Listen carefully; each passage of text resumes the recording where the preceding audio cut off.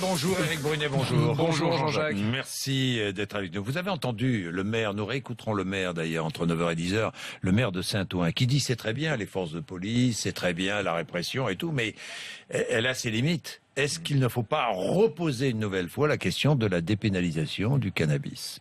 On aurait fait ce débat il y a 10 ans. Oui. Je vous aurais dit, non, regardez toutes les études, Jean-Jacques, elles témoignent du fait que le cannabis est très mauvais pour la santé à long terme et il faut lutter contre le cannabis. Et puis, les résultats sont épouvantables. Ça fait 40 ans que la France lutte. Il y a une législation depuis 1970 en France qui est une des plus sévères d'Europe et pourtant la France, malgré cette législation sévère, est le pays d'Europe avec le Danemark où on consomme le plus. Un Français sur 3 consomme de façon assez irrégulière du cannabis et 1 200 000 Français consomment régulièrement du cannabis. L'année dernière, 120 000 arrestations. Au passage, si on appliquait la loi avec tous ces gens-là, il faudrait multiplier par 10 ou par 20 le nombre de places de prison. Donc, moi, je vais vous dire une chose. J'ai compris le désarroi de ce maire UDI de Saint-Ouen qui, hier, William Delannoy, je crois, a dit, écoutez, on a tout fait contre le cannabis. Il faut maintenant envisager les choses autrement. Et c'est vrai que quand on commence à regarder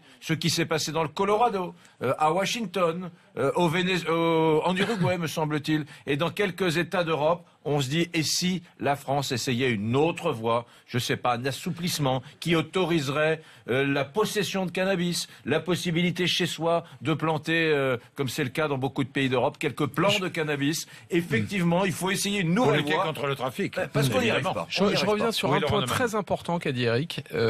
Effectivement, c'est pas un clivage entre la droite et la gauche, pour une fois, c'est souvent un clivage entre les élus de terrain et les autres. Parce que ceux qui sont confrontés, comme à Saint-Ouen, je suppose que ce maire de Saint-Ouen, il a jamais milité pour la légalisation du cannabis. Mais il se pose la question parce qu'il voit, il voit ce qui se passe sur le terrain. Il faut savoir qu'à Saint-Ouen, que je connais bien en l'occurrence, il y a 200 personnes qui travaillent au quotidien, c'est une véritable industrie, il y a 2000 consommateurs, 2000 clients, donc c'est un truc assez incroyable. Pour autant, je ne suis pas d'accord avec Éric Brunet, pour au moins une raison. Je suis allé regarder très précisément ce qui s'est passé aux Pays-Bas. Et aux Pays-Bas, on a légalisé exactement pour les raisons qu'évoquait Éric. C'est qu'au fond, pour lutter contre les mafias, les trafics, la violence qui va avec, les règlements de compte, eh bien au fond, il fallait mieux légaliser. Et puis on se rend compte que une fois qu'on a légalisé, dans un premier temps, la consommation a augmenté. Et ça a duré une petite dizaine d'années. Et au bout de 10 ans, ça s'est arrêté, ça n'augmente plus, ça s'est stabilisé. Mais en tout cas, ça n'a pas fait baisser la consommation, contrairement à ce qu'on dit.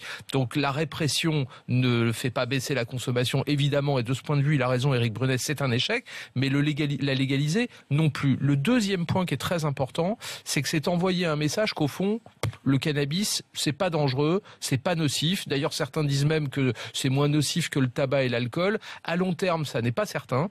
Et donc, l'État envoyant le message que désormais c'est légal, ça veut dire au fond, allez-y, vous pouvez fumer puisque c'est légal. Alors quelle solution? La solution en réalité, c'est de choisir son camp. Et son camp, c'est de dire si on choisit le camp de la répression, alors il faut mettre le paquet. Aujourd'hui, on ne met pas le paquet, on ennuie effectivement des centaines, des dizaines. Mais les consommateurs. Non, on ennuie des dizaines de milliers de consommateurs, 120 000 arrestations, le chiffre est absolument exact, c'est le dernier chiffre qu'on a à notre disposition, mais on ne met pas suffisamment le paquet sur les trafics, sur les trafiquants. Pardonnez-moi, ce qui se passe à Saint-Ouen, moi je veux bien, moi je trouve que ce qu'a fait le ministre de l'Intérieur est formidable, mais quelle hypocrisie quand même, ça fait 25 ans que ça dure, ça fait 25 ans qu'il y a ce supermarché à ciel ouvert, et au vu de tout le monde et on laisse faire. 50 policiers de plus qui resteront là combien de temps? Ça ne suffira pas parce que ça va se déplacer. Je pose la question. Oui. Vous savez, c'était la phrase de Mitterrand, on a tout essayé contre le chômage. D'abord, ça, c'était pas vrai. Mais ce qui est vrai, c'est qu'on a tout essayé contre la drogue.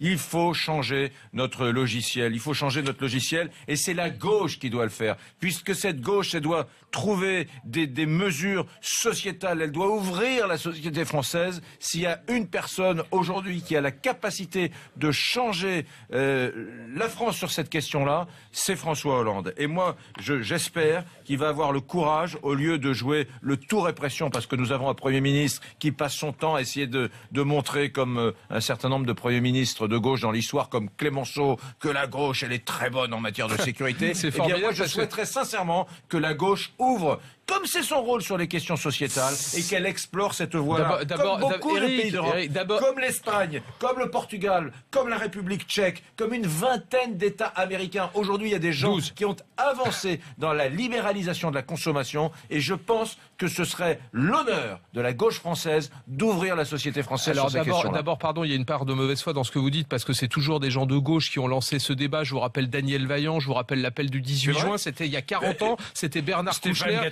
Stéphane Gatineau, un élu de terrain. Il y a une loi, figurez-vous, peut-être que vous ne le savez pas, qui est actuellement en discussion au Sénat, déposée par Esther Benbassa, sénatrice Europe Écologie Les Verts.